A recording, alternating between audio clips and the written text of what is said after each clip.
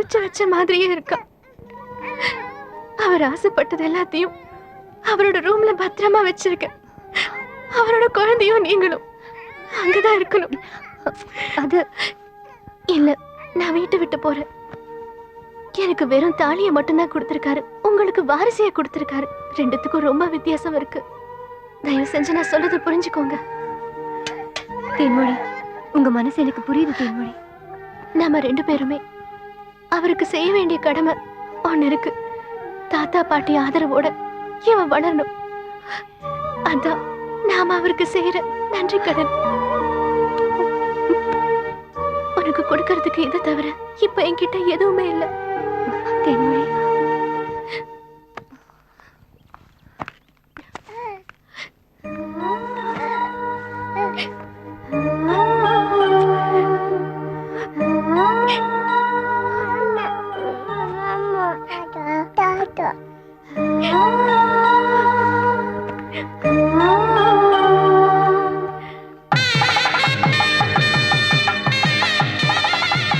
நேரம் வரும்போது எங்கள் அப்பா கிட்ட உன்னை பற்றி எடுத்து சொல்லி அவங்க ஆசீர்வாதத்தோட அவங்க கையால் எடுத்து கொடுக்குற தாலியை உன் கழுத்தில் கட்டுறேன்.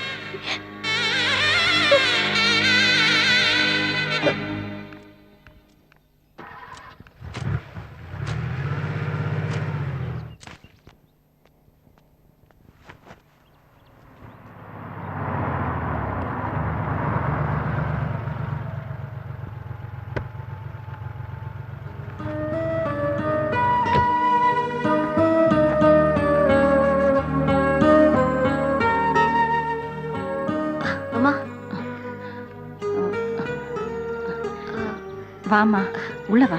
இருக்கட்டுமா, உங்களை பார்த்து ஆசீர்வாதம் வாங்கிட்டு போகத்தான் வந்தேன். என் அண்ணங்க எனக்கு கல்யாணம் பேசி முடிச்சிருக்காங்க.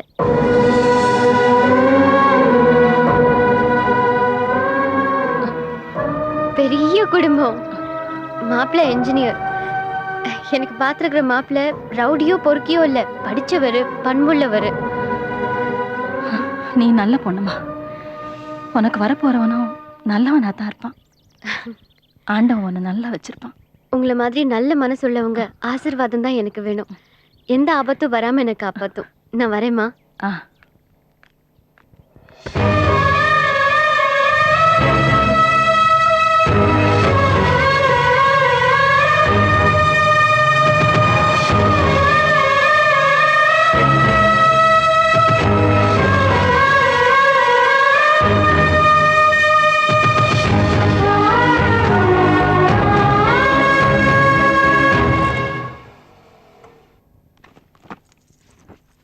நல்லா இருக்கு இல்லங்க இது? உனக்கு பிடிச்சிருக்கா? உங்க அம்மாவை பாரு. என்னத்த இது மாதிரி ஒண்ணு செஞ்சிருவோமா? இதெல்லாம் என்கிட்ட இருக்குப்பா, கல்யாணத்துல பாரு. ஆமா, ஆனந்தி எங்க?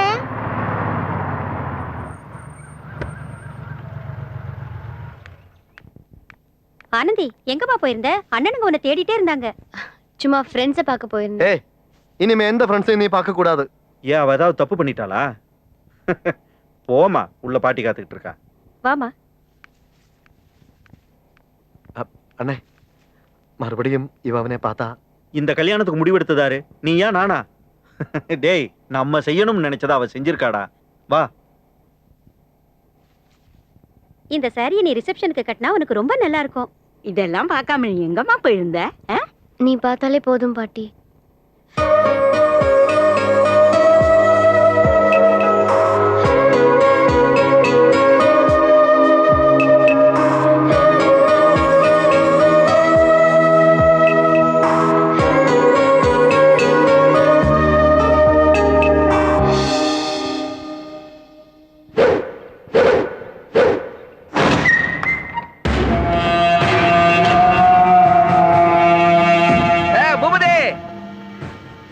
சிவசக்தி எப்படி இருக்க?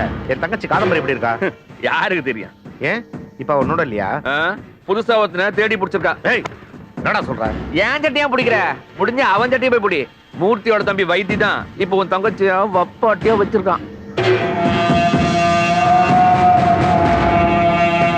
வைத்தி, நான் மறுபடியும் ஜெயிலுக்கு வர அவன் தான் காரணமா இருப்பான். சிவசக்தி, இந்த பூபதி வாக்கு மாற மாட்டான். சீக்கிரமாவே உனக்கு என் தங்கச்சி கல்யாணம் நடக்கும். என்னதான் பேசாம இருந்தாலும் மகனும் மருமகளும் இல்லைன்னு ஆயிடுமா? வைத்தியம் அந்த பொண்ணையும் நம்மளோடையே. வர்ற திங்கக்கிழமை நம்ம 2வது பயலுக்கு கருமாதி. அதை விட்டுட்டு நீ ஏதாவது செய்யணும்னு நினைச்ச அப்புறம் அவனோட சேர்த்து உனக்கும்.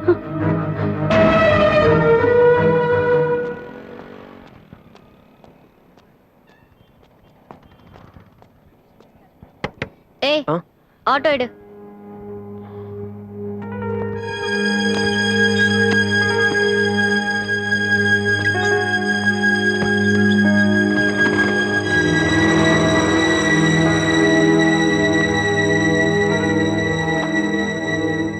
தேதி என்னுடைய கல்யாணம். கண்டிப்பா அவசியம் வந்துடுறமா. இது நம்ம வீட்டு கல்யாணம்ல.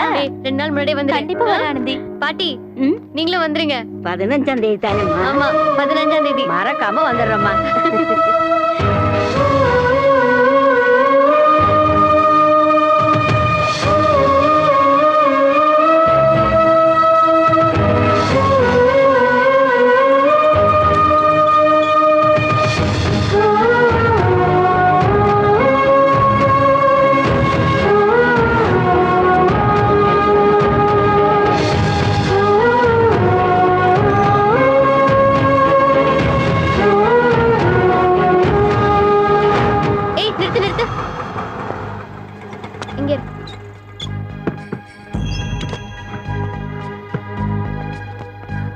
அண்ணே, 15ஆம் தேதி எனக்கு கல்யாணம். கட்டாயம் வரணும். எனக்கு யாருனே தெரியாதுமா உன்னைய. எல்லாம் இதுக்குள்ள இருக்கு. நீங்க வந்தா போதும். வரேம்மா. யார் இது?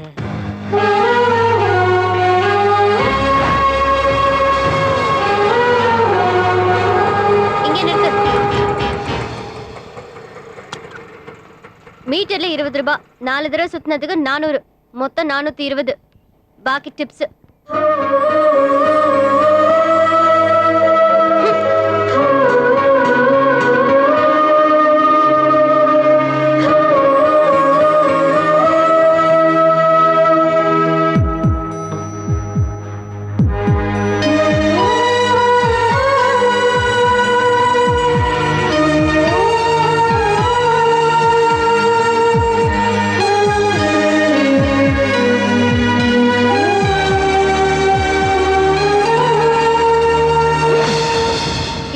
தெரியாம நடக்கிற திருட்டு கல்யாணம் இல்ல. இது பெரியவங்கள பார்த்து நடத்தி வைக்கிற கல்யாணம். இந்த பத்திரிக்கைய பிச்சைக்காரன் கூட படிக்கலாம். ஆனா உன்ன மாதிரி அயோக்கியம் படிக்க கூடாது.